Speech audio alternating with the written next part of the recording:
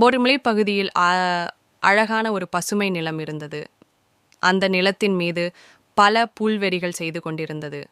ஒரு நாள் அங்கு ஒரு சிறிய விதை காற்றின் வழியாக வந்து விழுந்தது. அது மிகவும் சிறியது. அடுத்த பக்கத்தில் நிறைய பெரிய மரங்கள் இருந்ததால் அந்த விதைக்கு பயமாகத் தோன்றியது. நான் இவ்வளவு சிறியது, இந்த பெரிய உலகத்தில் என்னால் எப்படி வளர முடியும் என்று அது மனதில் பயத்துடன் எண்ணியது.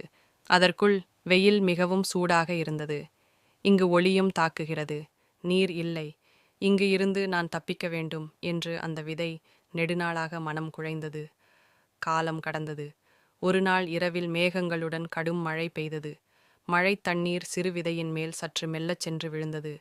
மழை அதனை பார்க்கின்ற போது மென்மையான குரலில் கூறியது, எந்த பயம் வேண்டாம், நீ இந்த உலகிற்கு ஒரு சிறந்த மரமாக பிறக்கப் போகிறாய். நீ உன் வாய்ப்பை நம்பு, நீ உன்னால் ஏதாவது செய்ய முடியும் என நம்பிக்கையுடன் இரு. அந்த வாக்கியங்கள் விதைக்கு மனதில் தைரியத்தை தந்தன. அதன் பிறகு அது மண்ணை பிளந்து மெதுவாக வெளியே வந்தது. முதல் சூரிய கதிரை சந்தித்த போது அது மகிழ்ச்சியாக தூயகமாக அனுபவித்தது. நாளடைவில் அது சிறு மூளையாகவே வளர்த்தது. பின்னர் முழு செடியாகவும், பல ஆண்டுகளுக்குப் பிறகு ஒரு அழகான வலிமையான பெரிய மரமாகவும் வேர்த்தது. போக்குவரத்தாக நடக்கிற மக்கள் அதன் கீழ் உள்வாங்கி குளிர்ச்சியை பெற்றனர். பறவைகள் அதன் கிளைகளில் டியோசு கூடுகட்டின. சிறிய குழந்தைகள் கூட அதன் நிழலில் விளையாடின. அப்போது அந்த மரம் தன் வாழ்க்கையை நினைத்து பார்த்தது. ஆரம்பத்தில் நான் பயந்து மண்ணிற்குள் மறைந்திருந்தேன்.